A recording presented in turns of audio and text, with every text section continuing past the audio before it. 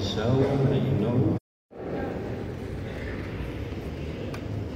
isorana mandrakariva ny tompo izay manome tombontsoa atsika afa atsika iaino ny tenin'Andriamanitra.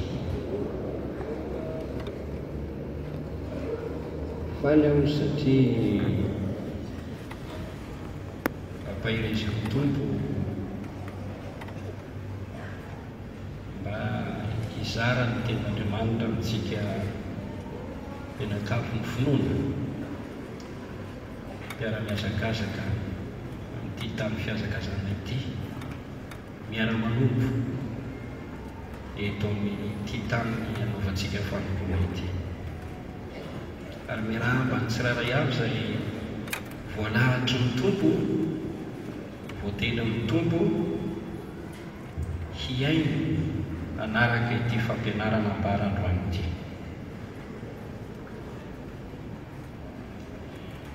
Ny lohahevitra ho resako eto anivontsika amin'ity maraina ity dia ny asan'ny fanahy masina tao amin'i Jesosy Kristy tompo.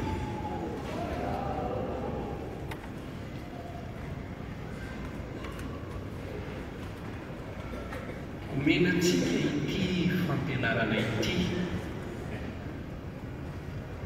mba ampitombo atsika amin'ny fahalalana ny asan'ny fanahy masina tao amin'i Jesosy Kristy tompo, sy hitaomana antsika koa naona sy aketaeta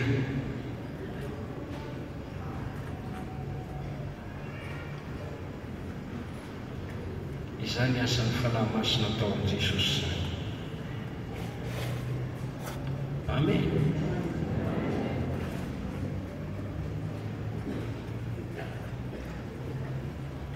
Raha azo vidiana vola izany dia tena nataoko mihitsy fomba nazonana azy.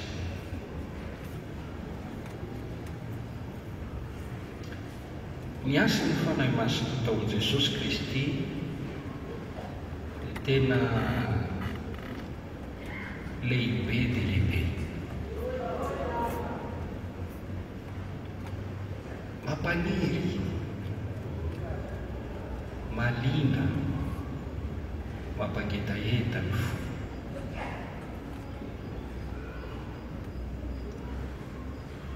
Eny dia hitona ny sambatan'olona izay tonga eto amin'ity fivoriana ity aho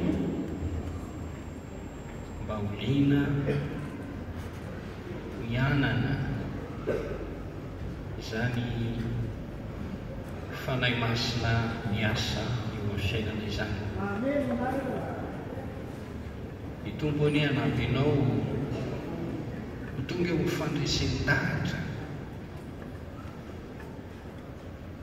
hoe tena ilaiko ny fanahy masina.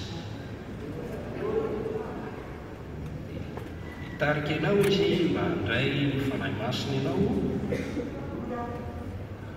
ary tsy hoe handray ampahapahany fa handray feno ny fanahy masina, hanampy ianao izy mba tonga eo amin'ny fahatsapana ny fananana ny fanahy masina ianao, hoe tena tsapako izao mba efa nandray ny fanahy masina aho ary manana ny fanahy masina ao ankehitriny. Tena manana, ary hanampy ianao hanetry tena ka hiantona amin'ny fanahy masina isan'andro isan'andro eo ny fiainana mandritra ny andro vitsy izay iainantsika ety ambany masoandro, andro mandalo foana. Dia raina ny tombo. Misy teboka roa lehibe no ambara amintsika ao anatin'izany.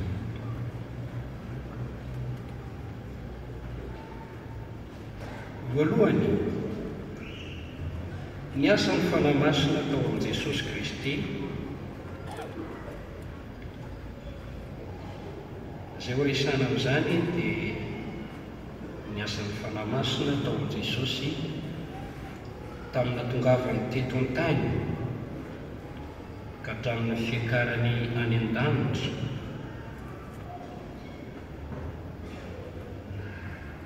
dia ho resantsika ny asan'ny fanamasina tao amin'i Jesosy tao aorian'ny fitsanganany tamin'ny maty. Ny faharoa izay marana anazy,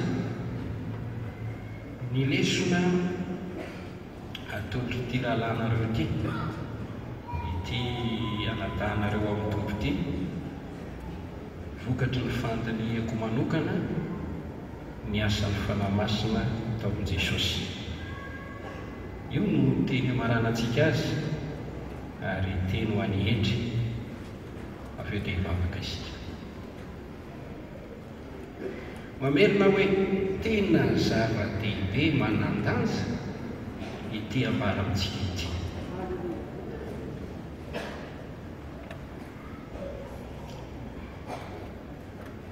Mangataka amin'Andriamanitra raintsika amin'ny anaran'i Jesosy aho mba ho resy lahatra ny ianao ka hanantona ny seza fiandrianan'Andriamanitra, handray ny fanahy masina, handray ny fafinoana,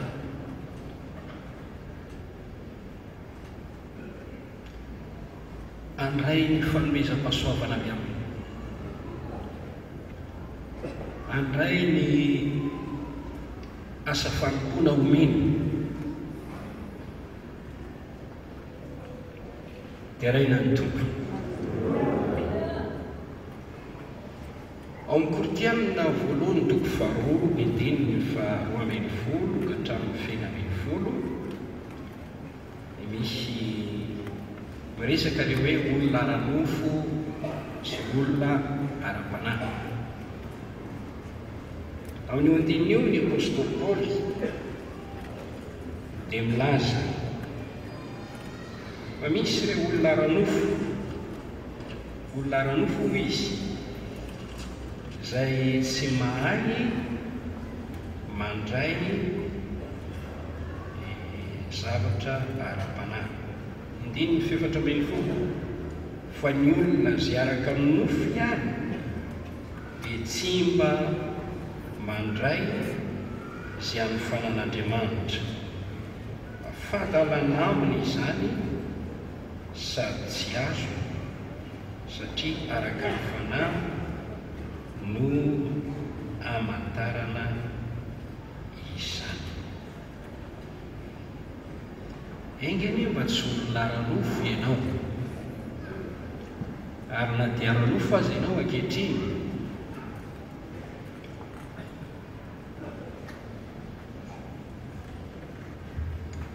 so misy tsy mahazo le hoe olona ara-nofo. Isika zao rehefa nateraka indray, nateraka Andriamanitra tamin'ny tenin'Andriamanitra sy ny fanahy masina, dia tonga olona ara-panahy. No velomina ny fanahintsika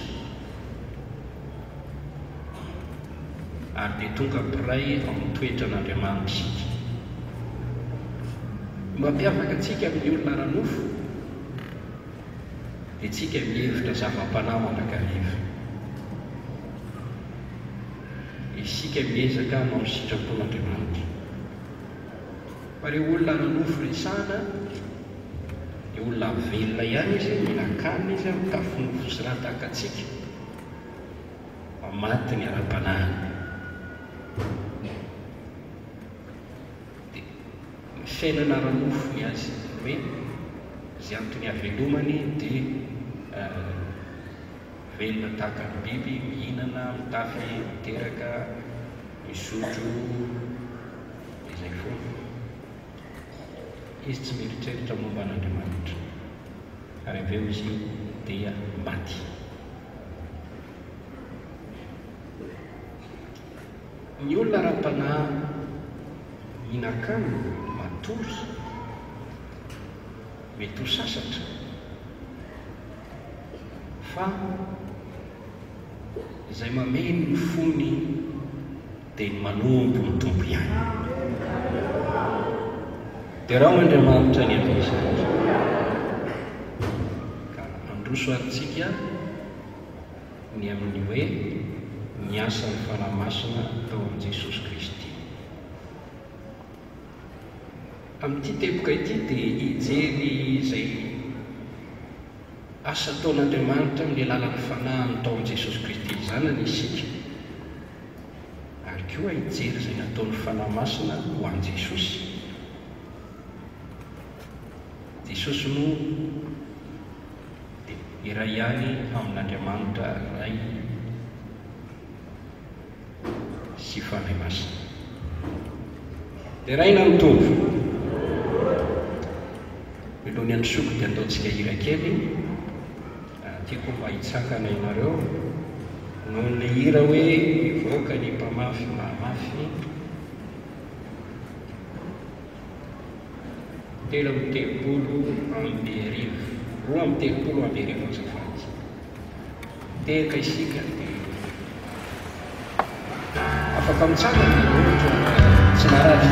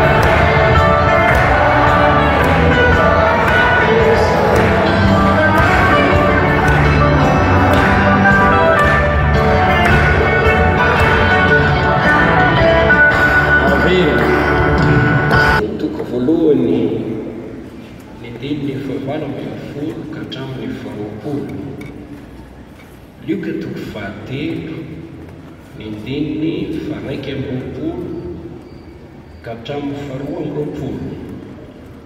Lioka toko fahaefatra, ny andininy voalohany. Lioka toko fahaefatra andiny faefatra ambin'ny folo.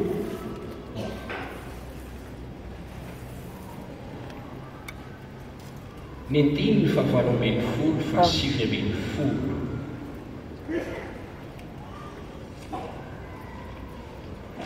Matthieu toko faharoa ambin'ny folo,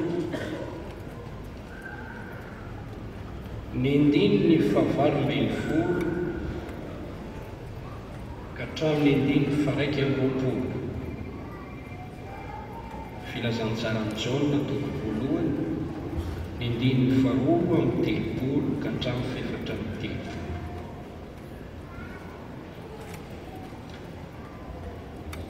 Mino fa voaraintsika noty izay ao Mattio toko voalohany dia miresaka ny nahaterahan'i Jesosy Kristy. Ary izao no voalaza ao. Ary nahaterahan'i Jesosy Kristy dia toy izao: rehefa nanaiky Maria reny Jesosy ho fofombaton'i Josefa, raha tsy mbola nivady izy, dia hita fa nitoejaza avy tamin'ny fanahy masina izy.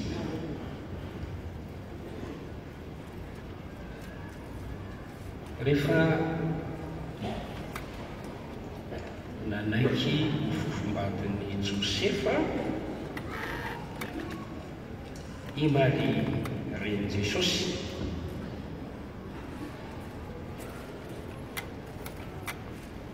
raha tsy mbola nivady izy dia hita fa nitoejaza avy tamin'ny fanahy masina izy. Zany no soratra amin'ny 1:20. Ary Josefa vadiny izay lehilahy marina sady tsy te hanala-baraka azy dia nikasa metraka azy mangingina.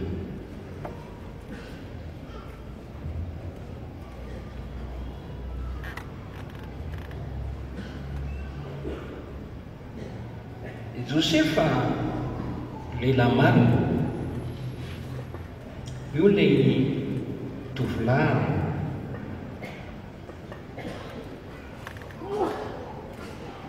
nanam-pikasana hampakatra ny Maria ho vadiny.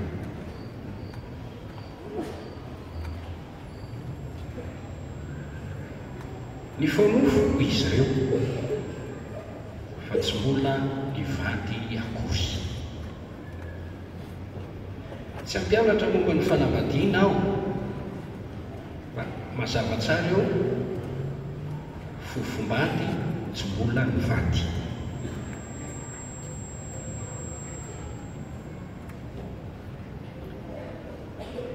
Ny mpifanofo dia zavatra anankiray, fa ny mpivady dia zavatra anankiray. Misy fitsipika mifehy famasinana azony mpifanofo atao, ary misy fitsipika azony mpivady atao fa tsy azony mpifanofo atao. Tsy nindray toerana akory Josefa sy Maria. Indray mbola tany amin'ny trano izay nisy azy tany, indray amin'ny trano izay nisy azy. Fampakarana tsy vita na ny fombafomba rehetra. Tao anatin'io dia fantatro Josefa fa mivoaka ny Maria. Ozy izy manao hoe za tsy hampakatra ny vady. Eritreritra ka izy hoe vehivavy raha tsy fitaovan-tena io, ary namadika ny fitokisako. Satria fantany izay nataony tao Maria. Raha nanana zany eritreritra zany izy dia nisy anjelin'ny tompo niseho taminy tamin'ny nofo. Io Josefa zanaky Davida, aza matahotra mpakatra ny Maria vadinao, fa ny zaza ao an-kibony dia avy amin'ny fanahy masina.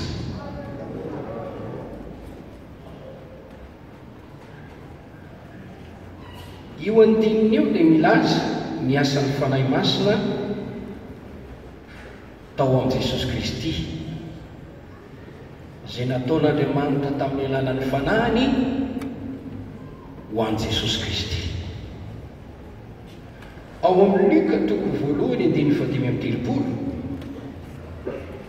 raha tonga niseho tamin'ny Maria ny anjely nanambara n'io programan'Andriamanitra io taminy, ka hoe ianao hiteraka foiziko le izy, ary lehibe sy masina izay ateraka ao, izy ny atao hoe zanaky ny avondrindritra. Hoe mario hoe ahoana no atateraka izany? Izany tsy mahalalalahy.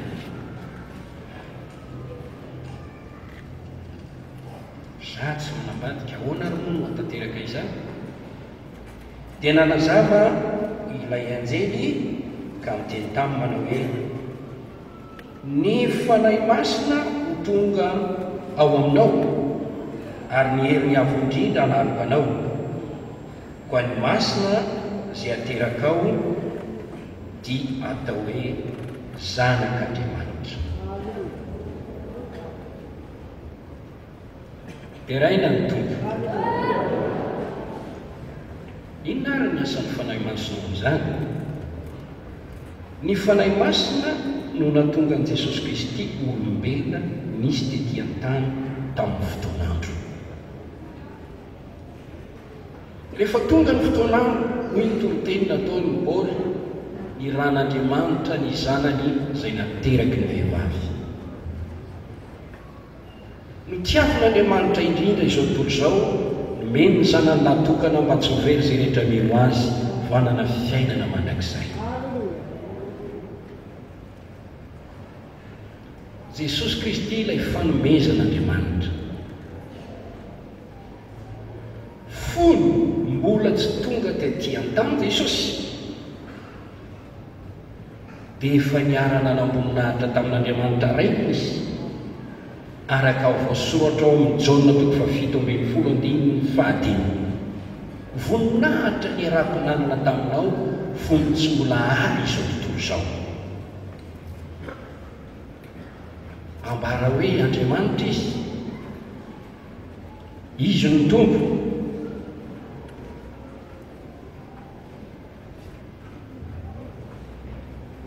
Jesosy Kristy ilay Andriamanitra tonga nofo. Tena zava-mahagaga izany.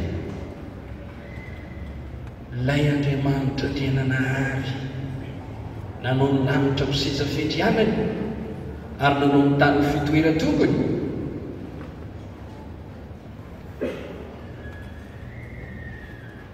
Ny tonga tetỳ ambonin'ny tany naka endriky ny olombelona. Ao amin'ny filazantsarany Jaona izao no ambarany soratra masina, tany am-piandohana ny teny dia atao amin'Andriamanitra ary ny teny dia Andriamanitra. Tany am-piandohana ny teny ary ny teny tao amin'Andriamanitra ary ny teny dia Andriamanitra. Io teny tao amin'Andriamanitra io, ilay teny hoe Andriamanitra, eo amin'ny 4:10 ary ny teny dia tonga nofo ka nonona tamintsika. Ary hitanay ny voninahitra dia ny voninahitra mendrika ho an'ny lahatokana avy tamin'ilay sady feno fahasoavana sy fahamarinana. Ao amin'ny Timoty 1:7-10 no amarinina tamin'ny nofo Andriamanitra. Tonga nofo Jesosy tamin'ny fotoan'andro.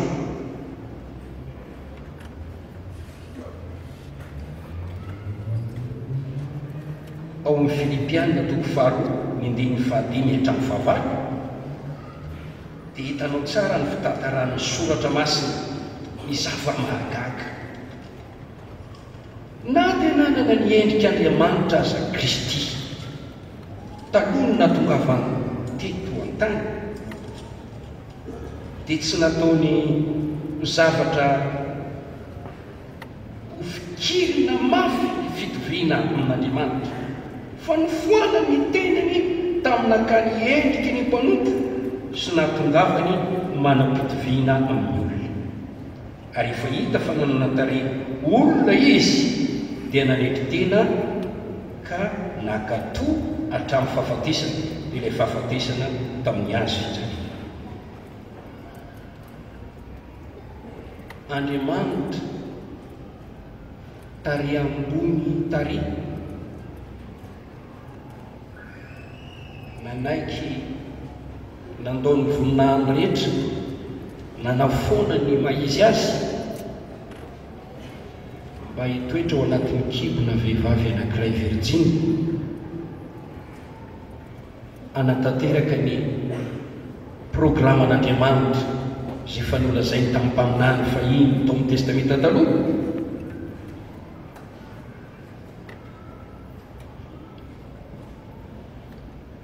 Ny fahateran'i Jesosy dia asa mahagaga nataony fanahy masina. Na ny anjely asa dia gaga. Voalaza ao amin'ny epistily Petera, tiany anjely hodinina izany. Jesosy Kristy dia tonga sy nisy tetỳ an-tany no ny asan'ny fanahy masina. Halleluja.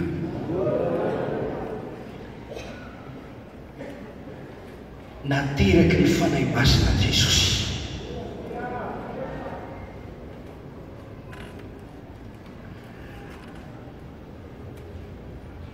Ao amin'ny Luka jery zavatra anankiray indray isika. Toko faharoa nanahoana ny vosotro ny tantara tao aorianany fahatongavan'i Jesosy olona. Luka toko faharoa ny andininy faha-efapolo. Ary ny zaza dia nitombo ka niahery ampanahy sady feno fahendrena ary ny fahasoavan'Andriamanitra no tao aminy. Andininy faharoa amby dimampolo. Ary Jesosy nitombo tamin'ny fahendrena sy ny tena ary tamin'ny fahasoavan'Andriamanitra, tamin'ny fakasitran'Andriamanitra sy ny olona. Hoe fakasitran'Andriamanitra dia nahita vity tamin'Andriamanitra sy ny olona izy hoy midika teny hafa. Jesosy teraka dia tsy nijanona hoe zazakely foana mandrakariva. Tena ray tena no fomandray izy dia nandeha tamin'ny lalàna tio. Nitombo izy, nitombo tena aloha. Tonga ankizy, tonga tanora, tonga olon-dehibe. Nitombo tena. Milaza izany fa salama tsara izy. Nianahery ampanahy sady feno fahendrena. Nitombo tamin'ny fahendrena. Nitombo koa tamin'ny fakasitran'Andriamanitra sy ny olona.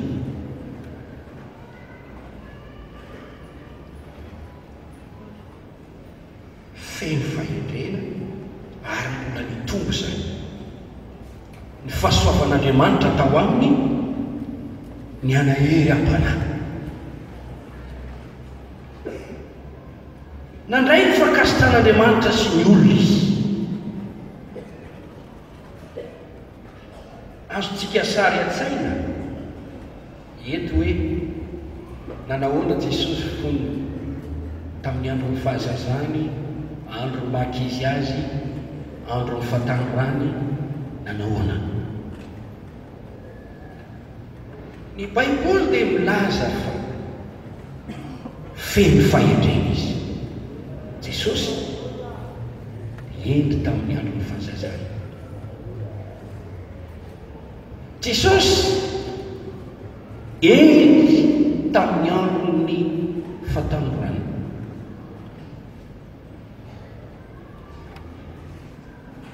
Jesosy nanana ny fahasoavan'Andriamanitra tamin'ny andron'ny fahazazany. Jesosy nanana ny fahasoavan'Andriamanitra tamin'ny andron'ny fahatanjorany. Teo miara-panahy dia tsy reraka ny ara-panahy. Nahery ny ara-panahy.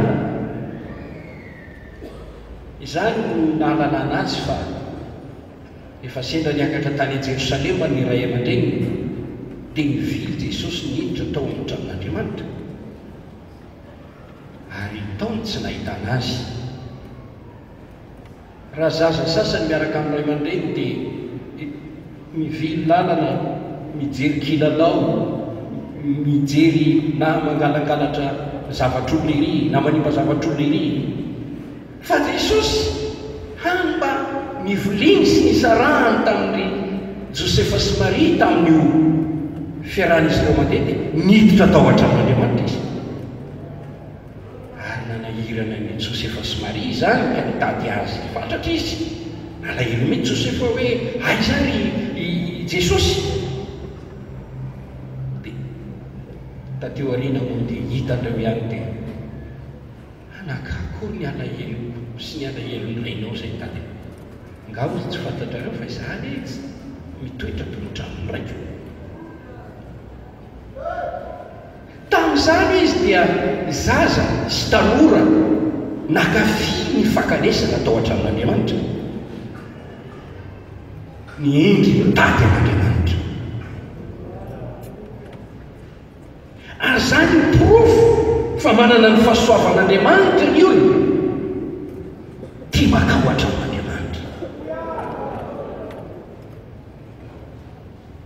Ny fanahy masina dia tsy nanao izay niterahana an Jesosy fotsiny ho tonga olona, fa nanolotra azy fahendrena, nanolotra azy fahasoavana,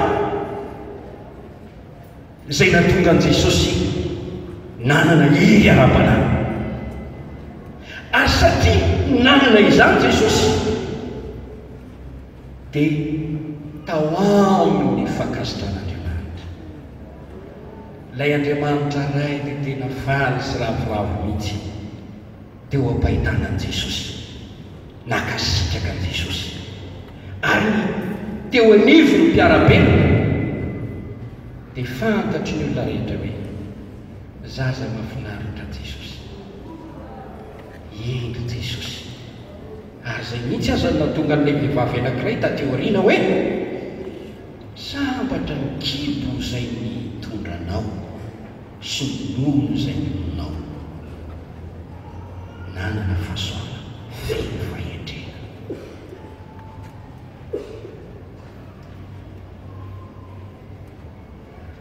Nisy izany zavatra tsara sy mahafinaritra izany teo amin'i Jesosy satria niasa tao aminy ny fanahy masina. Raha ny fanahy masina ny miasa ao amin'ny ankizy dia hoendry ianao, ary raha ny fanahy masina ny miasa ao aminao ry tanora dia hoendry ianao, ary raha ny fanahy masina ny miasa ao amin'ny olona rehetra dia hoendry izy. Ny fanahy masina mamokatra fahendrena, fa na ny fahendrena ny fanahy masina Andriamanitra. Zaho mino fa maro eto mba teo zaza endry aho, ory neny aho, ory tata teo zaza endry aho. Ngamba malahelo rehefa tenena hoe ity indray hiditranao io indray ianao fa manatabava amin'eny, io indray ianao fa manahirana ny dady. Dia mety misento kely hoe tsy fitiny hoany izao hoe mety koa hoe inona ary no ataoko mba hampahendry aho. Manoro hevitra anao eto ny tenin'Andriamanitra. Raha te hoendry ianao amin'izao fahazazanao izao, raisy ny fanahy masina, avelao izy hiasa ao anatinao, dia rao Andriamanitra ny amin'izany. Zany no zava-miafiny Jesosy Kristy ka natonga azy nianahery amin'ny mpanahy sy natonga azy feno fahendrena. Nahita fitita amin'ny olona, tsy zaza masosotra, tsy zaza matehikapoka, na zaza nahita fitita amin'ny olona. Mba sambatra na raisy reny ty ankizy ty fa tena mahafinaritra ny mahita azy, manam-pahendrena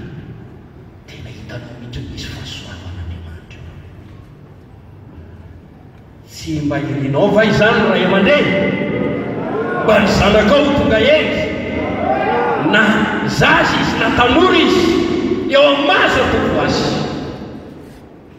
Ny fanahy masina rehefa miasa no mamokatra vokatra. Vokatra ny fanahy ao amin'ny fahatsarana ny endry. Dia raha Andriamanitra ny amizany ao amin'ny Luka toko fahatelo ny faraika amby roapolo ny faharoa amby roapolo, Jaona toko voalohany ny fahatelo amby telopolo. Rehefa nanao asa fanompona i Jaona nitory batisa ny fibebahana, lehilahy ny ran'Andriamanitra tamin'izany andro izany i Jaona io, iraka ampeno lalana an' Jesosy Kristy. Ilay lehilahy ny fianonan'ny fanahy masina tany Egipondreny nitory fibebahana ary nanao batisa olona maro izay mibebaka sy ny fontany. Raha mbola nanao batisa tany amin'ny Jordana i Jaona dia nanantona azy Jesosy. Ary zao rehefa nanantona an Jaona mba ataony Jaona batisa Jesosy, dia hitatsika fa rehefa mivavaka izy dia nisokatra ny lanitra ary ny fanahy masina nidina teo ambony. Ary eo amin'ny Jaona toko voalohany ny fahatelo amby telopolo dia hoy ny voalaza hoe izay naniraka atao batisa no nampalalahy fa izay hitanao idina ny fanahy masina sy toerana dia izy no mpanao batisa amin'ny fanahy masina. Inona ny zavatra marintsika? Nisokatra ny lanitra dia nidina avy any an-danitra ny fanahy masina, naka endrika ny voromailany mitoetra teo ambony. Kanefa ilay fanan'Andriamanitra dia niditra tao am-pony Jesosy tao anaty. Tamin'izany fomba izany no nametran'Andriamanitra ray ny fanahy masina tao amin'ny Jesosy Kristy izany. Nidina tamin'i Jesosy ny fanahy masina, nirotsaka tao aminy ny fanahy masina, nilatsaka taminy ny fanahy masina, niditra tao anaty ny fanahy masina. Ary eo amin'ny Luka toko fahaefatra andiny voalohany dia zao ny voalaza hoe ary Jesosy feno ny fanahy masina. Nirotsany ny fanahy masina, nandray ny fanahy masina. Nidina ny fanahy masina, nandray ny fanahy masina. Nitoera ny fanahy masina, nandray ny fanahy masina. Ary avy eo nofinona ny fanahy masina. Alleluia. Tsy hoe nateraky ny fanahy fotsiny izy dia niloza ny fanahy masina, fa nanome fahasoavana sy fahendrena sy fitahim-panahy azy ny fanahy masina. Ary avy eo nidinany niraisy niatanana mihitsy ny fiainan' Jesosy dia tonga teo amin'ny fahafinoany fanahy masina Jesosy. Eo amin'ny Luka toko fahaefatra eo amin'ny andiny voalohany eo dia niverina avy tamin'ny Jordana ary nety ny fanahy tany an'efitra. Io no milaza le asan'ny fanahy masina ambony sy maheno, fa ny fanahy masina no mitondra an' Jesosy. Tsy nisy hevin-tsony, tsy nisitrako ny tsony, fa ny fanahy masina no mitondra tanana azy, mitantana azy, mibaiko azy. Ary nety ny fananakany an'efitra mba handany fotoana hivavaka sy vakianina milony anatanterahany asa fanompona.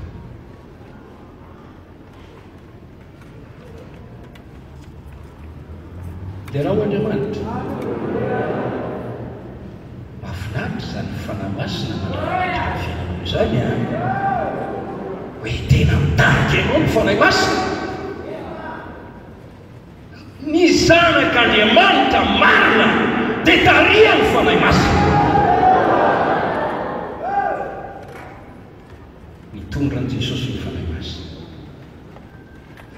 Ary eo amin'ny Luka toko faefatra ny andininy faefatra ambin'ny folo dia niverina tamin'ny herin'ny fanahy nakany Galilia Jesosy. Hitanao fa niaraka tamin'ny fanahy masina izy, ary ny fanahy masina hitao. Itondray dia hoe niaraka tamin'ny herin'ny fanahy masina. Tokony hatsapan'izany ianao izany miaraka amin'ny herin'ny fanahy masina. Ary eo amin'ny Luka toko faefatra andiny fahavalo ambin'ny folo ka sivy ambin'ny folo dia niteny izy teo masina maro ny fanahin'i Jehovah no atoandro satria nanositra itorotelo somafaly amandra izy.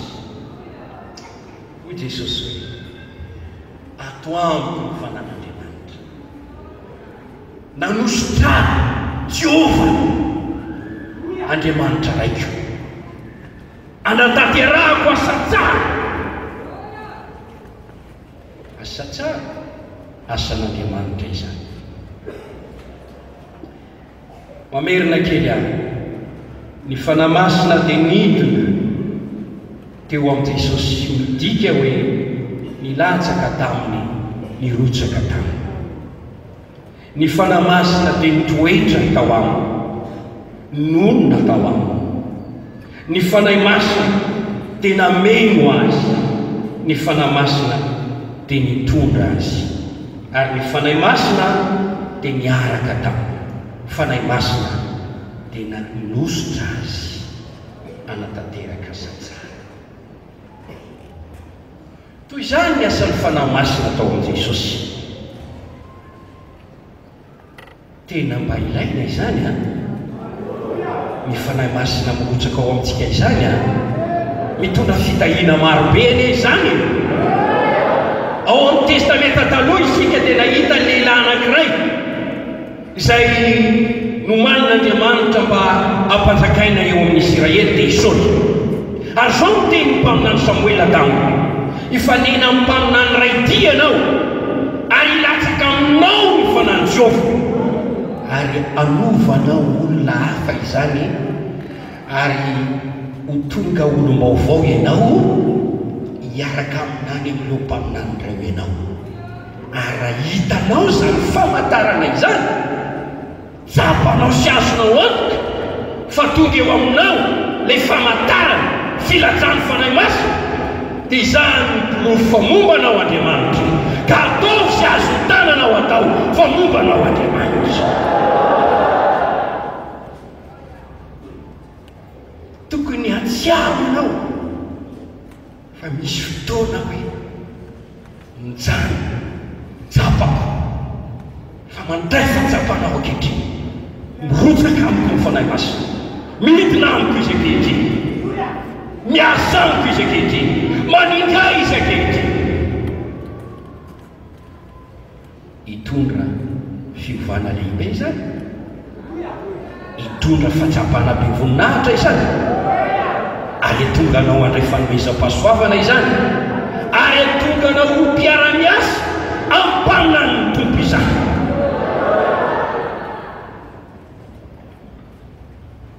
Tsy mino mihitsy aho hoe olana nay ny fanahy masina, olana irotsany fanahy masina, ka tena nahatsapa izany ka ho tonga ho fahavaliny mpaminany na halohatra ny mpaminany ny tompo. Tsia fa rehefa ilatsany fanahy masina ianao a dia miova ny fiainanao a, ary aveo anao ho tonga mpiara-miasa amin'ny mpaminan'Andriamanitra. Dia raha Andriamanitra ny amin'izany, tompontsoa rehefa mandray ny filatsany fanahy masina ny olona. ohatra ao amin'ny Asan'ny Apôstôly toko voalohany andiny fahavalo, azo hery ianareo amin'ny latsany fanahy masina aminareo, ary tonga vavolombeloko eto Jerosalema, Jody, Samaria ary hatrany ambanantany. Mitondra hery ny filatsany fanahy masina, ny fidinany fanahy masina ao anaty ao amin'ny fanantsika dia mitondra hery izany, hery atongatsika ho vavolombelon'ny tompo amin'ny toerana rehetra izay misy atsika. ao amin'ny boky ny Joël amin'ny Asan'ny Apôstôly koa amin'ny andro farany andatsako ny fanahiko amin'ny nofo rehetra, mpanomboky lahy mpanomboky vavy andatsako ny fanahiko aminany, ny zatovinareo andatsako ny fanahiko aminany izay hita fahitana, ny lahy antotrareo sy ny vavy antotrareo ahita fahitana sy anofy. Matetika dia manontany ireo lehilahin'Andriamanitra sy mandroso taona, nanofo ve ianao a? Inona nofonao? Mba afaka manambara nofo ve ianao? Ianay moa dia alaina fihezana izany, ka tsy nofo rinona akory izany tompoko, fa nofy avy amin'Andriamanitra mitondra amin'ny fanambaran'Andriamanitra ao anatinao. Mampahiratra ny masom-panahy ahitana ireo zavatra tokony ho hitanao eo amin'ny lalana izay tian'Andriamanitra alehanao sy eo amin'ny asa izay tian'Andriamanitra ho ataonao. Jesosy ary mena ny fanahy masina, nidina taminy, nitoetra taminy, nameno azy, nitondra azy, niaraka taminy ary nanositra azy. Jesosy Kristy lay olona ny velona tamin'ny fahamasinana. Baiboly dia miteny hoe tonga olona izy. Jesosy aleha masina, Jesosy aleha marina. Mihinana izy any, misotro izy any, nanatrika ny andro sy ny alina izy any. Amin'ny fijery azy dia olona tokoa izy ary tena nanam-pitoviana tamin'ny olona. Atao hoe zanak'olona izy, zanako Josefa sy Maria, fa nampiavaka azy lehilahy masina izy, nanam-pahamasina. Dia mamerina kely aho ny Lioka toko 2:5 sy 2:15 teo, na hery ara-panahy feno fahaiandreny, nanana ny fahasoavan'Andriamanitra tao aminy, nahazo ny fankasitrahan'Andriamanitra. Amin'ny Jona toko 4:4-3 tianteny miteny Jesosy, ny haniko, ny sakafoko dia manao sitrako ny raiko sy ny mahavita ny asa. Nanao sakafo ny sitrapon'Andriamanitra izy sy ny fanaovana ny asan'Andriamanitra, zany ny fiainany, ny manao ny sitrapon'Andriamanitra. Halleluja. Amin'ny Jona toko 7:10-11 nanamasy teny izy, dia raha Andriamanitra ny izany, tamin'izany fanamasina tena izany no nanangana ny ady tamin'ny fahotana, nanoherany devoly, nanoherany fakapanarehetra. Avy nyfadianina izy dia nanatrika fakapanahy lehibe io fakapanahy entiny devoly io. Fa Jesosy tena nao tsy teo amin'iny ny fanambolen'ny devoly sy ny fotoamany devoly, na nisy fanambazana lasa sy voninahitry ny tany azy dia toeriny Jesosy zany. Ny sakafoko tena manao sitrapony raiko sy mahavita azy. Misy hery, ny velomana ho amin'ny sitrapon'Andriamanitra tao amin'i Jesosy. Nidina venany tany tao izy, tsy hanao sitrapoko fa hanao sitrapony izay naneraka ahy. Ary fantatro fa mihaino ahy izy ary tsy mamela horery satria izaho manao sitrapony mandrakariva. Jesosy lay lehilahy ny aina tamin'ny famasinana nanao ny sitrapon'Andriamanitra mandrakariva. Ilaozanareo aho izy tamin'ny mpianatra nefa tsy ireny aho fa ny ray miaraka amiko satria izaho manao ny siritra ny mandrakariva. Ny aina tamin'ny fangolombelona izy mitafy nofosira nona sasatra mitomany visana natory nalaim-pana tamin'ny zavatra rehetra nefa na izany aza dia nivelona tamin'ny famasina izy. Avy aizany heriny, avy aizany famasinany, avy aizany fankatoavany sitrapon'Andriamanitra. Ao amin'ny fanahy masina ny hery ahafahantsika mankatony sitrapon'Andriamanitra. Ao amin'ny fanahy masina ny hery ahafahantsika manohatra ny fakapanahy. Ao amin'ny fanahy masina ny hery anoeratika ny devoly. Tena ilaina izany asan'ny fanahy masina tao amin'ny Jesosy izany. Dia raha Andriamanitra mian'izany. Ao amin'ny Jaona 5:1-5. Iteny Jesosy teo anivon'olona niara-bela tampoka. Izy aminareo izy no afaka iteny mampilika hafa nanotao. Lazao zany dia toy ny teny hoe inona ny fahotako hitanareo? Taizany nandianako tany amin'ny ota, taizany hitanareo nangalatra, taizany hitanareo nijangajanga. Izy aminareo no afaka iteny fa nanotao. Tsisy ny tenina ny anankiray azy. Ny rehetra nanaiky masina sy marina Jesosy. Dia raha Andriamanitra ny amin'izany nisy fahafolombelona marobe nilaza ny famasinany.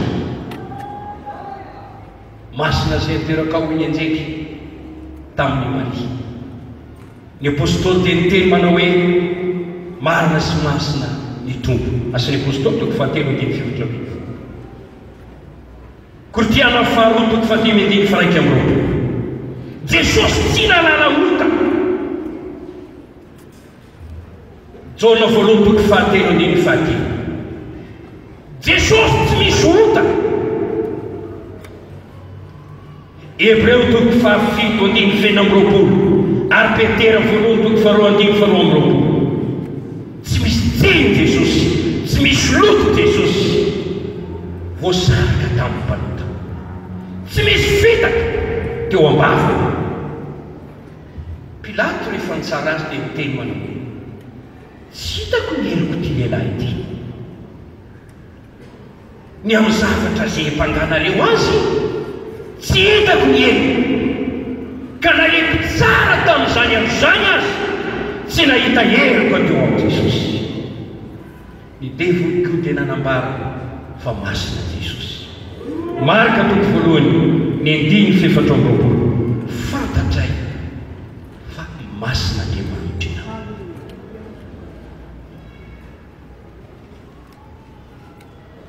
Zany famasinana izany dia zavatra nomeny fanahy masina Jesosy zay miasa tao aminy.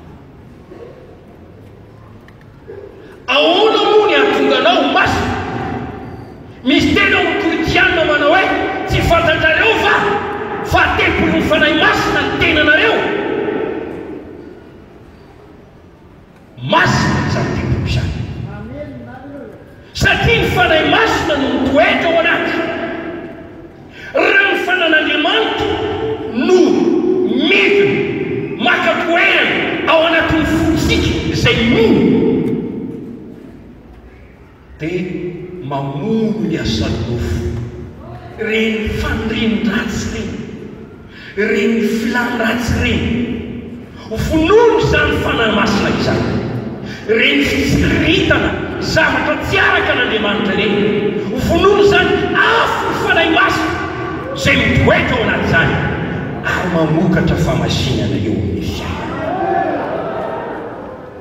Izay mahatonga ny teny hoe zay nateraka Andriamanitra tsy mahay manoto satria vo avy amin'Andriamanitra mitoetra ao aminy. Ny fanahy masina dia toy ny vo avy amin'Andriamanitra zay ny rano ao ampontsika na dia teto amin'izao tontolo zao aza Jesosy tsy nanam-pitoviana tamin'ny olona teo amin'izao tontolo zao izy ary zany no tenenany hoe tsy naman'izao tontolo zao aho tahaka ianareo izay tsy naman'izao tontolo zao afa mihitsy ny fiainana afa mihitsy ny tena loky mivavana afa mihitsy ny fitondrantena afa mihitsy ny zavatra ambara ny afaka teo amin'ny olona rehetra izy satria no amasin'Andriamanitra ray tamin'ny hery ny fanahy masina. Halleluia. Asa fanahy masina Jesosy. Jesosy Kristy dia nandray ositra avy tamin'Andriamanitra dia ositra ny fanahy masina sy ny hery ao amin'ny Luka 4:4 fa na ny Jehovah no ato amiko satria nanositra itoriteny sy mafany amanitra izy. Asany apôstôly 10:7 dia ny amin'ny Jesosy Kristy avy a Nazareta izay nisoran'Andriamanitra tamin'ny fanahy masina sy ny hery satria Andriamanitra no azy.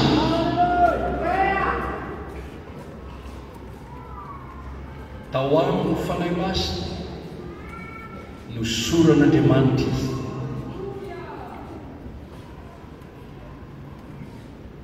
Jesosy avy a Nazareta no soran'Andriamanitra tamin'ny fanahy masina sy ny hery na nitenterina no so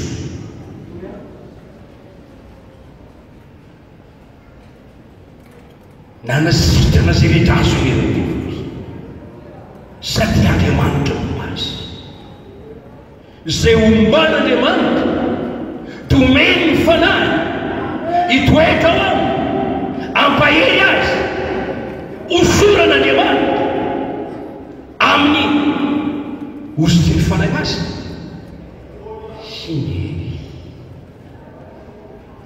Vokatra izany ositr'Andriamanitra tamin'i Jesosy tonga mpitony ny tenin'Andriamanitra marina Jesosy. Amin'ny Jona 3:4 izay niran'Andriamanitra marina dia milaza ny tenin'Andriamanitra fa tsy misy vetra ny fanomezan'Andriamanitra ny fanao azy. Raha ny ran'Andriamanitra isika ny mpitoloteny dia tokony hatsapa fa tsy manapetra ny fanomezan'Andriamanitra ny fanao anao. Tsisy vetra tsy azo farita dia raha Andriamanitra izay. Ary hitatsika ao amin'ny Matteo 2:2-7 fa 1:20 Luka 4:4-7 Jesosy dia tonga mpampianatra ny tenin'Andriamanitra milaza ny tenin'Andriamanitra satria nandray ny ositra ny fanahy masina. Zay foana ao asany apôstôly feno fanahy masina ireo dia nitory ny tenin'Andriamanitra tamin'ny fahasahina. Tsy amelanao ikombom-bava tsy laza ny tenin'Andriamanitra ny fanahy masina izay ao aminao sy mameno anao ary no raisinao.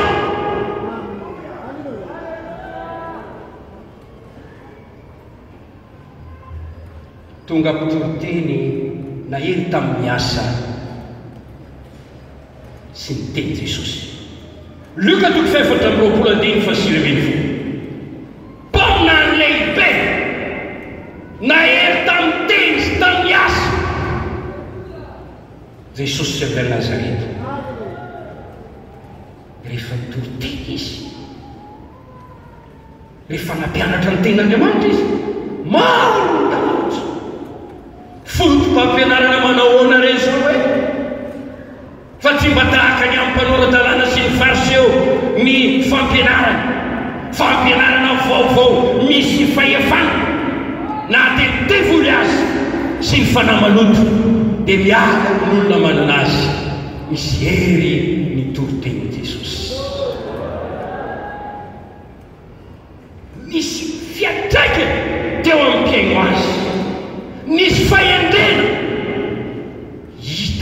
asa izay natao. Matio toko fahatelo ambin'ny folo andiny efatra amby dimapolo, marika toko fahenina faharoa. Ka izay naza olona ity izao zavatra izao, zao fahendrena lehibe izao, zao asa lehibe izao, fa tonga tsy zanaky Josefa sy Maria mpandrafitra va ity, nefa tena tsy mbola ilay taolona ny teny toy ity isika. Fanahy masina ny nampiteny an' Jesosy, ary le fahendrena avy amin'ny fanahy masina nameno azy dia natonga azy manao asa tamin'ny fahendrena, vokatry ny fanahy ho fahatsarana rehetra. Endry mataona olona izay endry anderina ny maro ho famarina, taka ny kitana manak'izay toy. Nanao asa lehibe izy, mpitoroteny mahery izy, misy fiainana ny toroteny, manome aina izy rehefa miteny, mamoky ny fanan'olona nona ny toroteny, mitondra fanasitanana ny teny, mitondra fanafana ny teny, mitondra ho amin'ny fitarian-dalana ho amin'izay lalana tokony izorana ny toroteny. Ny teny izay nolazaiko taminareo dia fanahy sy fiaina. Raha izany zava-miafa ilay fanahy izay noraisin'i Jesosy, nonona tao aminy, nitoetra tao aminy, nameno azy, nanositra azy. Dia raha Andriamanitra, Jesosy Kristy dia tonga mpanao fahagagana. No ilay ositra noraisina. Alleluia. Asan'ny apôstôly toko faharoa ny andininy faharoa amboko.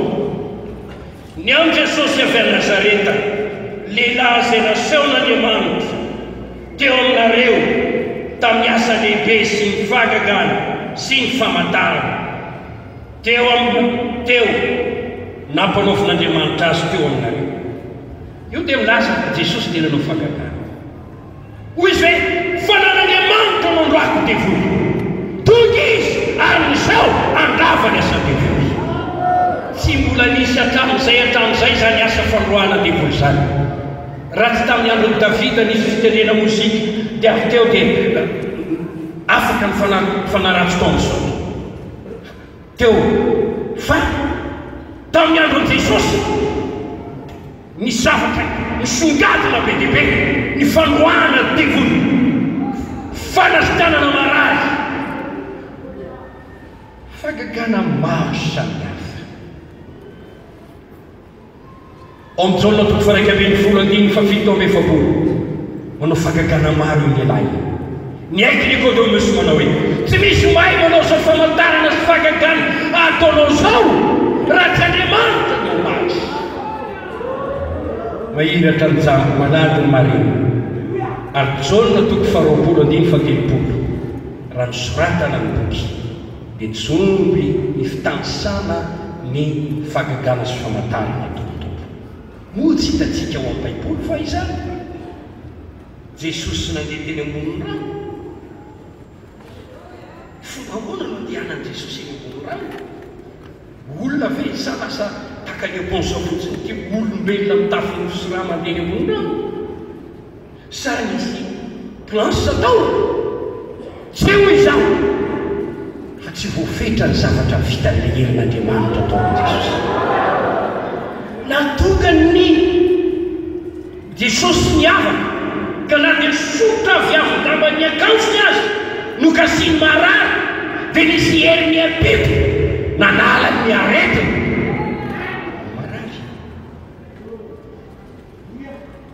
Ny fanateny nampivoaka ny devoly, ny fikasiny tanany nanakio iapokana.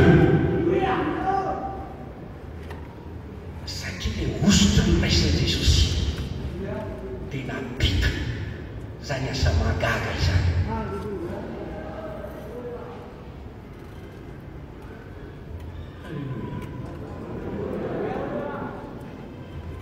dia resaka kely amin'reto rahalahy mpiofana ireto a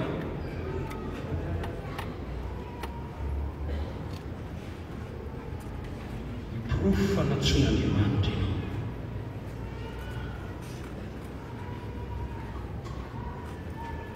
ho amin'ny asa fanompoana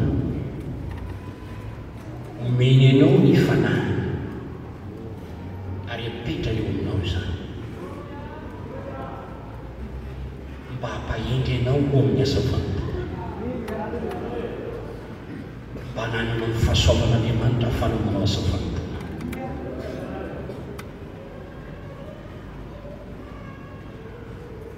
Tsy hoe olona mahay mandany teny ilay fa ny olona feno fanahy masina. Fa rehefa feno fanahy masina ianao, izy no ampiteny ianao zay tian'Andriamanitra.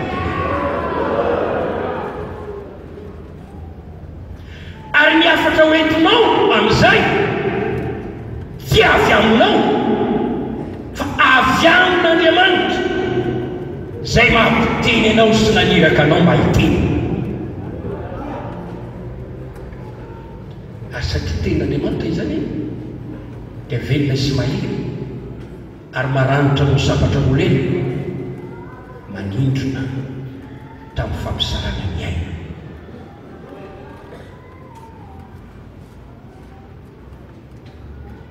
Hosoran'Andriamanitra amin'ny fanahy masina ianao, profo zany fa natsoiny ho amin'ny asa ianao. Ary raha nananao zany tsy avelan'izany tsy ahavokatra ianao.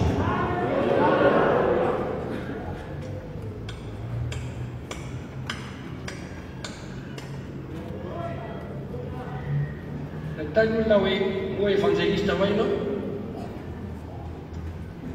Ino ny sasany? Firy taona na evangelista anao? Fito taona eny taona.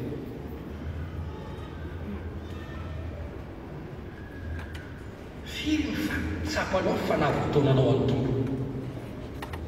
Ny sasany teny hoe 10.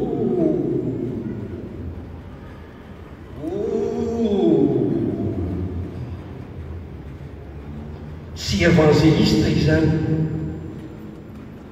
manao ny tenany evangelista fotsiny zany, ary miaolo evangelista fa tsy mpitondra fivoazam-panahy, tsy mpitaona fanahy.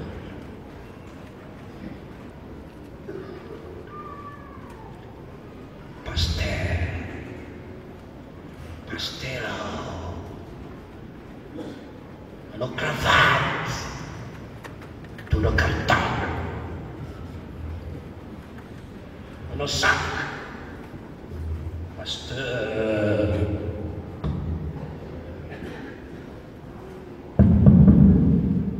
aiza ny fiangonana? Aiza tsy manao fiangonana? Pasteur tsy misy fiangonana. Mame fiangonana entiko. Tsy mila mitady fiangonana ianao pasteur, ianao mila manangana fiangonana.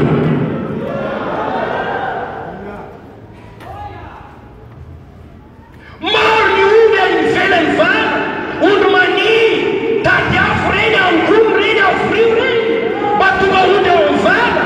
Dia pasteur tokoa ianao satria mantarika omby ary misy omby ao.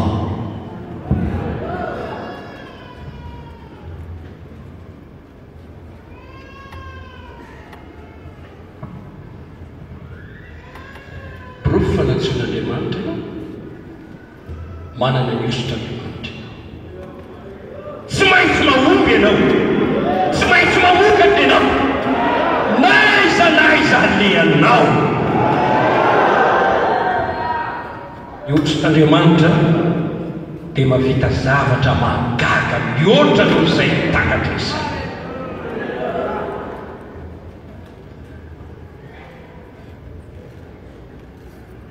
Hosorana pasteur, hosorana evangelista.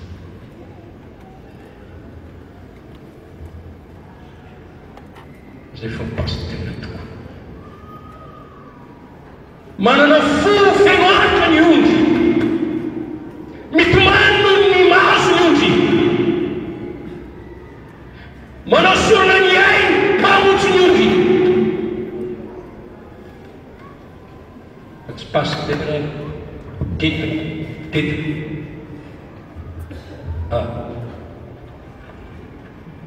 eo amina kitapo ohatiny dia mamangelinareo pasteur aloaloantsika hivalaka mety akadadaka izany fomba makonao izany nefa indrisy raha tsy ao ny ositry, raha tsy ao le ositry ny fanahy masina, raha tsy ao le ositry ny herin'Andriamanitra, tsy mahomby izany. Jesosy nanao fagagana ny ositran'Andriamanitra. Miaiky ny olona tsy misy mahay manao izao asa ataonao izao raha tsy Andriamanitra momba azy. Raha lasy anabavy mafy ve izany teny izany nefa tiako ianao angetahetana le ositran'Andriamanitra. Tena tiako ianao angetahetana le ositry ny fanahy masina. Amarino Andriamanitra amampanomponao aho ny maha evangelista, ny antsonao amin'ny fiainana, amarino amin'ny famantarana sy ny fagagana ary ny fanahy masina zay miara-miasa amiko dia mahavita be noho izaho. Dia raha Andriamanitra ao amin'ny boky ny Hébreux toko 3:3 Jesosy Kristy dia mahazo anarana hoe apôstôly. Mosesy dia apôstôlin'Andriamanitra tao amin'ny fiangonana tany anefitra. Apôstôly iraka solotenan'Andriamanitra. Apôstôlin'Andriamanitra, apôstôlin Jesosy Kristy iraka solotenan Jesosy Kristy. Lehilahy manao ahoana izany, olona manao ahoana izany, iran'Andriamanitra manana ny fanahy masina poety ao aminy, mona ao aminy, manositra azy, mampiasa azy amin'ny fomba tsy tahaka-tarasaina, mitondra fifoazam-panahy izy. Fifoaza lehibe ny fofatratra izao oka ny fanahy andray tanana amin'ny zavatra rehetra. Hitanao ny apôstôly raha ao amin'ny testamenta vaovao dia olona no fiainona ny fanahy masina ary nanany ositry ny fanahy masina. Raha fanomezam-pahasoavana ny resahana dia ireo apôstôly ireo dia nanana be dia be ny amin'izany fanomezam-pahasoavana izany. Afaka nanangana nanofana pasteur ireo ary afaka nanamaky laina nanangana fiangonana ary mitandrina ny fiangonan'i Jesosy Kristy. Famantarana ny antso omen'Andriamanitra anao izay ilainao. Asany anio ataonao hoe ka tsy olona ny tokony ekinanao fa Andriamanitra no andeha ara-tsapanao fa aminao ny fanahy masina dia anampy-anao be dia be izany. Dia raha Andriamanitra anio izany asa ny fanahy masina tao amin'i Jesosy navita nanao sorona ny ainy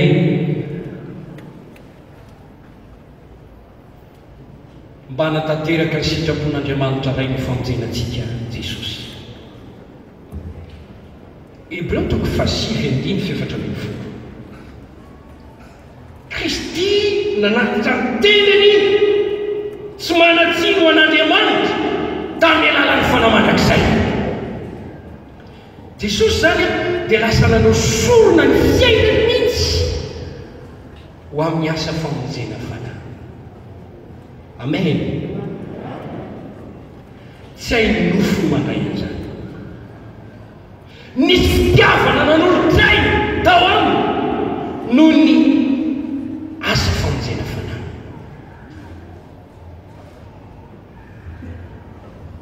Jesosy sy ny zanak'olon'Andriamanitra nasiona isitra ny voatanjony tontolo izao tamin'ny alalan'ny asa fisoana nataony teo ambony azo fijaliana nameny raha Jesosy Kristy mpiandry tsara zay nanolotra ny ainy amonjinondry notanterahany tamin'ny alalan'ny asa fisoana teo ambony azo fijaliana mafy zany a zany anolotra ny tena vaty mihitsy mba honjena ny hafa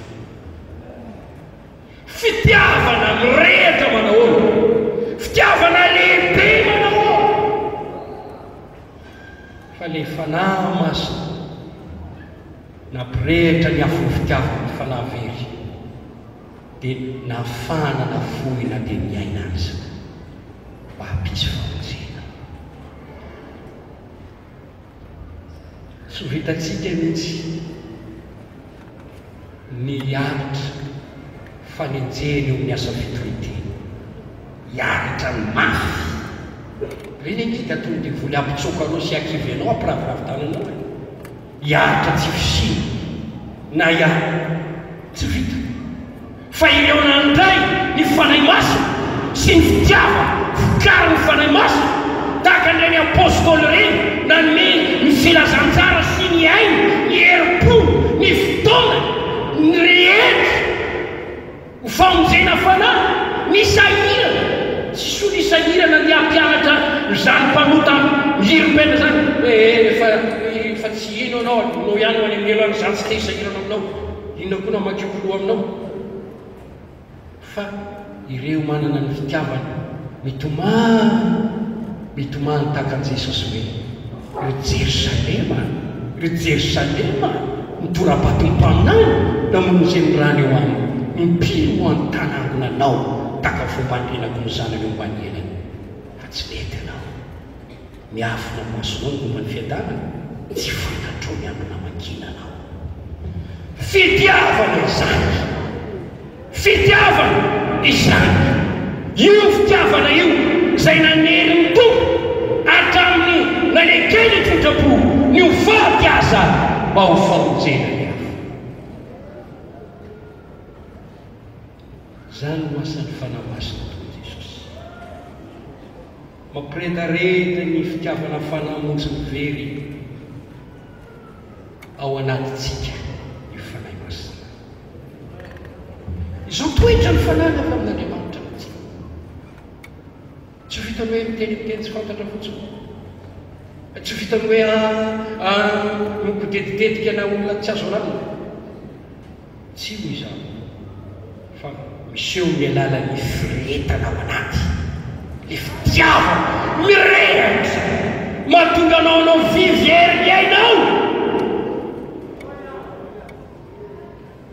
zava-miafina ananana an'izany fitiavana izany ny fanahy masina avela iaso anaty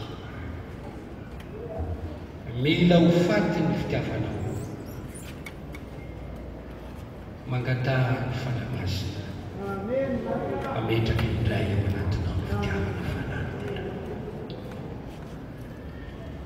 tsy mampahazo ainanao io mety hitomany eo ambony fandriny ianao mety hitomany eny an-dalambe mety hipatrapatraka ny ranomasonao kanefa izany ranomaso mijoy amin'ny tavanao sy samy fonao mitomany amin'ny madina izany no ilay ity zao tontolo zao ty ho rano andonaka azy mba tonga azy ho sama vokatra fa rehefa tsy mitomany ny amin'ny fanahy very ny olona dia tsy ho izy mihitsy ny fivoazana ary ny mpanota dia mbola be dia be ihany ny very Jesosy Kristy hitsangana tamin'ny maty andresy zao tontolo zao no ny herin'ny fanahy masina Romanina 8:9 fanahy zay nanangana an'i Jesosy tamin'ny maty any Petero no velomina tamin'ny fanahy izy Jona 9:13 izaho no fanahy izy azo tontolo zao fanambarana 7:1 tahaka nandresiko raha fitinina zany rehetra zany Jesosy Kristy dia niaina sy nivelona niaraka tamin'ny fanahy masina manaka Jesosy Kristy dia niray tamin'ny fanahy masina manankarena hatramin'ny voalohany hatramin'ny farany ary manaka ankehitriny dia mbola miankina amin'ny fanahy masina Jesosy.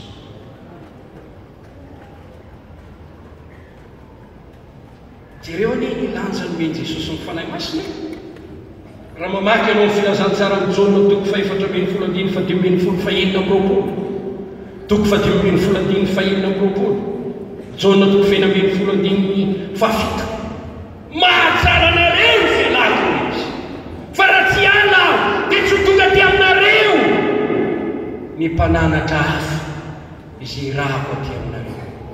Za dia manana zavatra maro sy mbola tiana olazay fa tsy zaka anareo ankehitriny. Fa raha tonga ny fanany famarina dia ny mpampiona izay irahako iranoray andray avy amin'ny ahy izy ka nambara izany aminareo. Tsy teny ho azy izy fa zay reny tamin'iray dia ambarany aminareo avokoa. Izy no mampianatra anareo ny zavatra rehetra. Izy no mampatsiaro anareo ny teny izay nolazaiko taminareo. Izy no vavolombelona nambarana. Izy nitaritanana anareo ambarana rehetra. Manana zavatra ambara aminareo aho nandritry ny telotona izay niarana taminareo dia mbola tsy ampy ny zavatra nitenenako. Fa rehefa tonga ny fanahy masina mpananatra hafa irahako iranoray izy mampianatra anareo ny zavatra rehetra. Ny sertifika omena any amin'ny sekoliara baiboly teny sertifika ihany baoritra ihany izy. Ny fianarana natao taoko dia taridalana ihany izy rehetra. Omban'Andriamanitra reny ho an'izay tana azy satria misosotr'Andriamanitra ny mpampianatra. Fa ny tena ilainao ianao mitohy-batana ho fiainon'Andriamanitra ny fanahy. Ianao manefy tena toy ny vazy foana fenoy ato ary zany natonga Jesosy ny teny efa nomeny hery fahefanamoakadevony ireo efa nampianarina nandritry ny taona vitsivitsy ireo mitohery eto an-tanàna mandra-panafinanareo ny hery avy any an-danitra.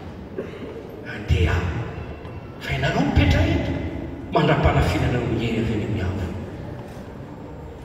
Fanahy masina no mitondra ny hery avy any amin'ny avo amin'ny fotoana naovan'ny batisana, amin'ny fotoana hidinany aminao, hametrahany tanany aminao, amisorany ianao ary entonganao ho mpitory-teny fanaka memboninahitra mpino asoan'ny tompo voavoatra ho amin'ny asa tsara rehetra.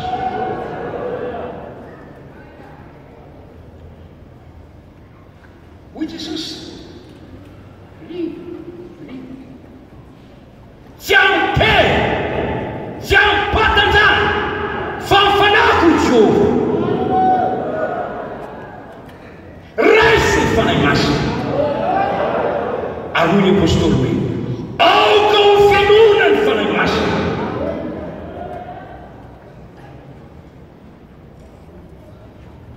Ao amin'ny boky ny fanambarana izao ny zavatra nytenen'i Jesosy amin'ny fiangonana fito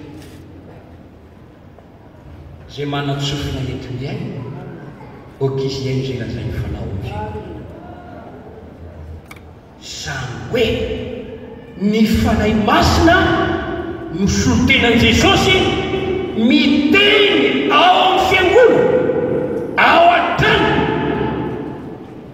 koa zay manana sofina entiny ainy ao am-piangonana ao amin'ny trano ao amin'ny fanjakana oka iaino zay lazay ny fanahy masina ao amin'ny fiangonana. Mpitondra hafatra izany fanahy masina. Mba firy reny mbola manana sofina mazoto iaino fanahy masina? Firy no manokatra ny sofina iaino fanahy masina? Hoe zao no lazainy olona, zao no lazainy devoly, zao no lazainy ranona, zao no lazainy ranona. Fa mba antanio kosa hoe ahoana fanamasina ina ono lazaina fa zay manatsofo okizy aino zay lazay ny fanamaso atondra hafatra ny ao amin'ny fiangonana ny fanamasina ilaiko ny tompo hiteny ao ilainao ny tompo hiteny aminao ka raha ohatra mo anivela ny fiainanao ny fanamasina dia tsorenao mihitsy ny feo maro ny zavatra zay lefa devolotsyeny tsy aizanao miaino ny fanamasina marobe ny olona mandehanjavany fotsiny a tsy matsapa intsoro zany hoe besiky ny fanamasina mampiaiky fahotana izany mampiaiky famarinana izany mampiaiky fitsarana izany vitsy mahafofo sisy tsony ny eritreritra mba mandevolevy zareo nefa hitavita raha sendra nanenjika azy saoly dia natory saoly dia nandalo teo izy dia nyrovitiny ny sombon-javatra avy tamin'ny palitony saoly levolevo inona re ty nataoko tamin'ny vosiky jehova inona re ty nataoko tamin'ny vosiky jehova iza moa nanendra ny vosiky jehova ka tsy nanentsy na inona zany le lehilahy kasia ny fanakasy ny fanatenanao ratsy azy mipetraka azy isoly sanatria tamin'ny davida raha ninjitra ny tanako ny vosiky jehova le fanay masy mandevilevy ao anaty mampotory fo tsy manome fahasasaim-pona anota mananatra ny fanay masy nananatra mangengena ny foko i davida satria ny fony voatolotra ho amin'ny fanamasina itoerany fanamasina manjary misy feo anatiny mananatra azy amin'ny zavatra tsy mety atao sarobidy ny asan'ny fanamasina tamin'i jesosy ka ny leso azomena lasany fotoana raha raisitsika ny fantoniana mila ny fanamasina hikasika atsika isika raha misy olo eto mbola ao amin'ny aiza tapahany aiza voafaritry satana mananao fovato tsy mety mibebaka tsy mety milavolefo ny anatreny tompo miaiky ny fahotana mba anary reny ianao mila fikasiany fanay masina zay anao fahaterana indray ao anatiny raha tsy ateraky ny fanay masina ny ianao io dia tsy ho tonga zanak'Andriamanitra izy ambarako aminao ny atonga anao ny zanak'Andriamanitra zay rehetra nandray azy homena hery ho tonga zanak'Andriamanitra dia zay meno ianarany dia resy tsy nateraka ny raha na ny sitrapon'ny olo fa nateraka Andriamanitra tsy amin'ny asan'ny famarinana zay nataontsika na mijerantsika fa fanasany fiterana indray fanavozana fanamasina mivavaka isika ho an'ny mpanota rakotra ny aizina amangy azy reny aneny fanamasina irotsaka aminao aneny fanan'Andriamanitra ho anareo zay mitondra mibavaka ny fivoriana ataontsika ary zay dia mitondra mibavaka milony ny joroana eto mba handray ny kasika Andriamanitra ny tsiraray avy tsy mahay manova ny fonao zay raha inay zany efa natao hatramin'ila tsy afaka hividy volanao zay fa tsy azo vidina ianao ary ny sitraponao ko tsy azo vidina fa ny ary zavatra tokana ampanendry tena ny mpiavinavina ny mpaniratsiro ho amin'ny fibebahana fikasiany fanamasina zay teo tonga zanak'Andriamanitra raiso ny fanamasina tadiavy izany hoy hoe tadiavy izany ireo ny ritany fanamasina ny fiainanao anavozany ny fiainanao iterany ianao indray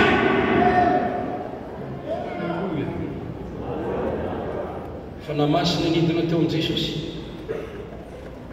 okako tsika mba hidinany fanamasina ndatsaka rahanao amin'izay mangeta ety izy reka ho amin'ny tany karakaina fitahiko ho an'teraka ao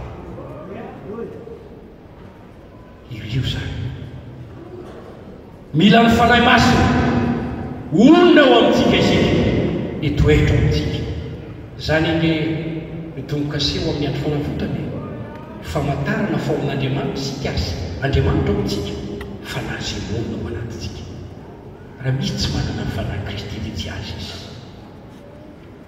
Halleluja.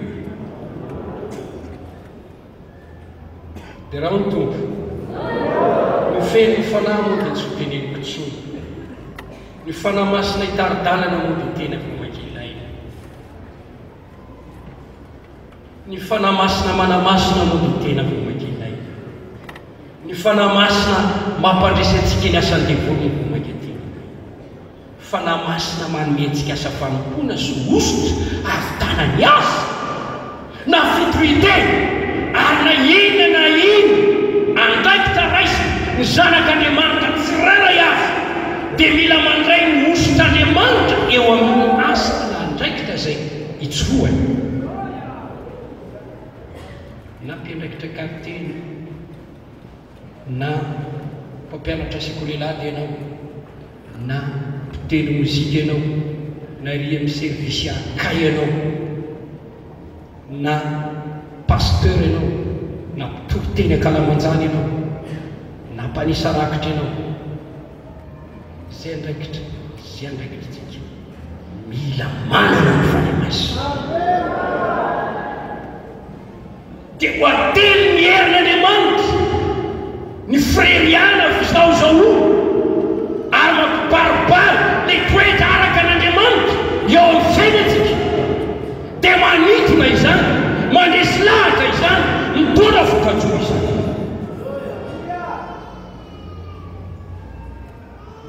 Mila ny fanahy masina isika tsy aminkerina mimpatanjana fa ny fanahy-kotsio tiako ahitsangana an'izany rehetra.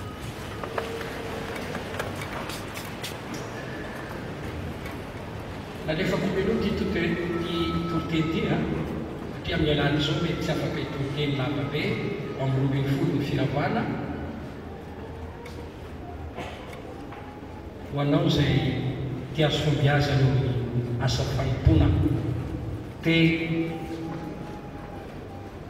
hitondra fandresen-dahatra manodidina raisy ny fanahy masina oka hiankina sy hitehitra ny fanahy masina aza mitehitra amin'ny hery ara-nofo na mitehitra fahaizana na fahalalana na ny feo avy na ny talentanao mitehera amin'ny fanahy masina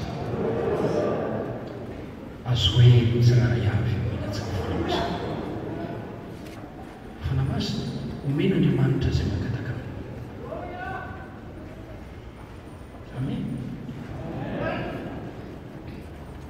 Oka nahaka Jesosy isika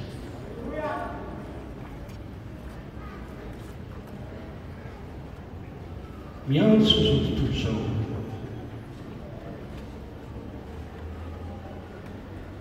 dia hita olona tahaka Jesosy izy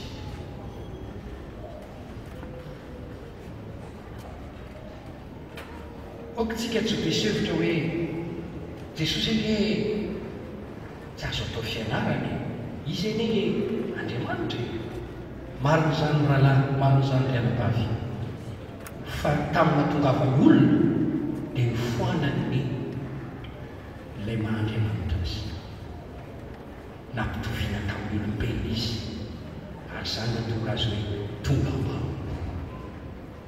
mpanompo izy hirak'Andriamanitra nitory-tenin'Andriamanitra ohatra ho antsika koa ny fombiazany a teo amin'ny zavatra rehetra dia fanomezana avy amin'ny fanahy masina zany mahatonga azy ny teny hoe zay mino a ny asa ataoko no ataoko anao lehibe noho izany aza izy sady izao mankany amin'ny ray ary maro any mpanompon'Andriamanitra efa natratrany zany teny Jesosy zany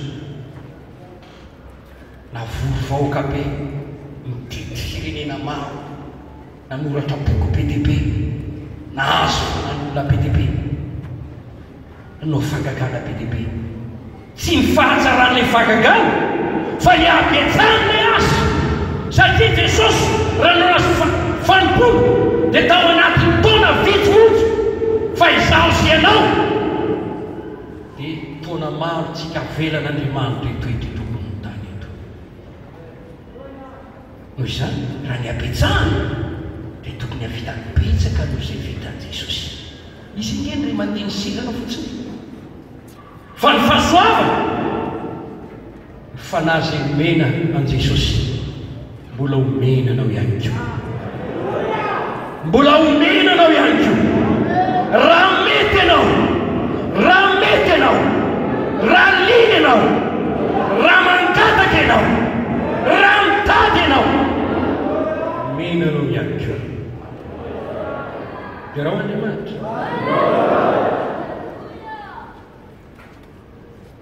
ny vavah avifa na maso idina ato anatiko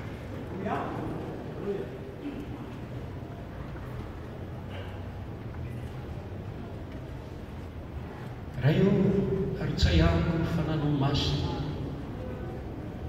arotsay ato anatiko apetrao ato anatiko fanay maso omena ato anatiko ity misainako anjakao Jesosy tsy pazo ato anatiko ny afonao iretako anao itonako fahazavana ao amin'ny tany maizina ampio aho tsy amkeriko tsy ampata aminjarako mavotako izao mila nyherinao aho raha mampolotra vavaka ianao manindry tena misokam-bava mitomany mangetaeta mifantoka amanganao fenoy any tompo misory any tompo alleluia ampiasao any tompo atolotro ny fiainako tarianao tsotra efanao miditra eo amin'izay fandraisan-tanana ny fanahy masina izay ary dia ho tonga eo aminao izy tia aho zanako vavy tia aho zanako lahy raha mangetaeta fantatra ianao ka hoe tsy manana zavatra fahirina aho afa-tsy miampiasainao voninahitra vao izay mety fatorana mahazo arehetra esory ny falovana eo amin'ny fiaina esory ny loto sy ny ota eo amin'ny fiaina diovy amin'ny ranao aho mba ho fanaka madio ho vazy madio azo ny fanahy masina mamindrafo amiko Andriamanitra jereo ty ankizy mavonao sy ankizy lahinao meo any fafeno fanahy masina misory alleluia hitanao angambany many misy zavatra io ampeo ny fiainana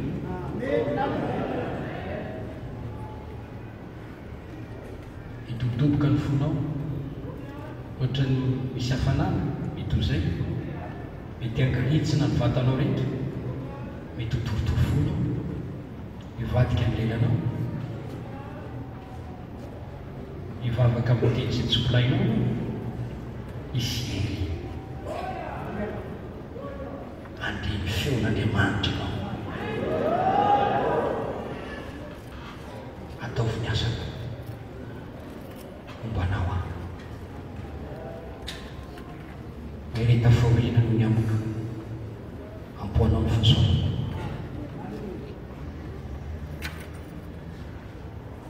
iasa Andriamanitra amen alleluia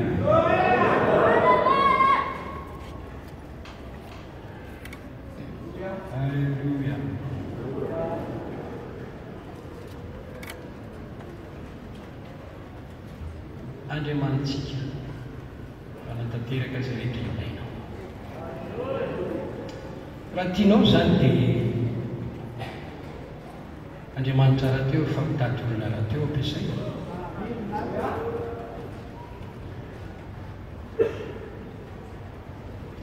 Zany ilay mba mieritreritra kely mandinika tantarany fiangonana mamela fa mitazonareo maritraritra. Nisy n'izany fifoazana tany Sotanana zany nentin'ny ray Misonambo.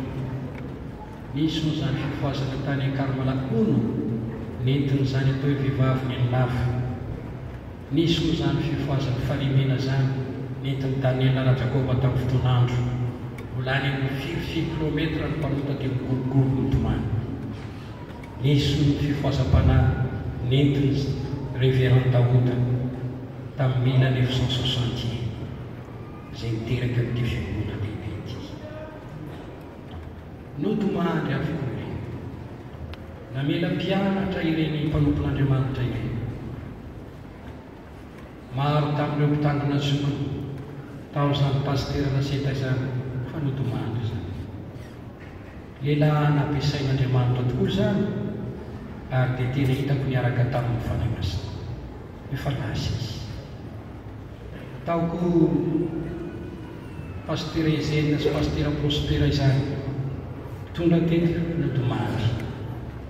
Tao izany pastera Maurice Tsarafara izany fa nodomandry. Tao izany pastera Frédéric sy pastera Jean izany fa nodomandry. Maro efa lasa. Misy koa ilay pastera raiky ny fiangonana evangelika Ranondrianjoariziny fa nodomandry.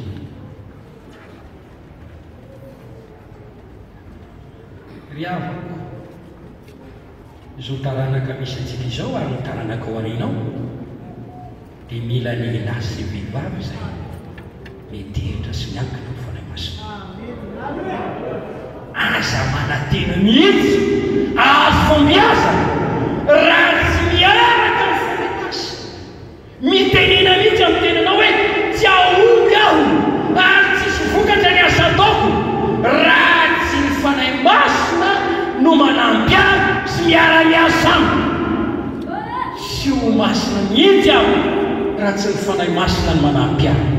Tsy andresota mihitsy aho ary tsy andresony devoly raha tsy ny fanahy masina no miasa. Tokana zavatra todiavitsika eo feno ny fanahy masina. Halleluja! Manisy lahatra amin'izany ve ianao? Amen. Reseo ny ota, reseo ny olona taloha, omboy nofo, manolora tena ho an'i Jesosy. Tadiavo ny tafany, tadiavo ny hery. Aza mianina amin'ny asa misy vokatra atao tapimaso fotsiny. Vokatra kely, vokatra kely, vokatra kely.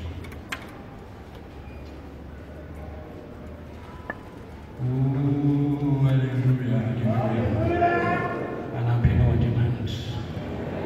Raha tariny tompo ianao hivavaka ankehitriny, afaka mivavaka ianao, mety misy hira anankiray ataontsika 7:700 atao fitaovana.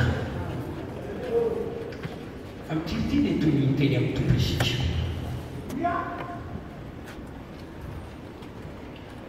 Raha misy mpanompon'Andriamanitra eto tsy dia tena mahazo antoka ny antson'Andriamanitra eo aminy, dia tiako ianao hamaky ity aminay ity, mivavaka ho anao izay. Raha tianao ny andray an'izay osotr'Andriamanitra izay hanampy ianao mahavoakatra eo amin'ny asa fanompona, tongava ity aloha ity 7:700 atao fitaovana.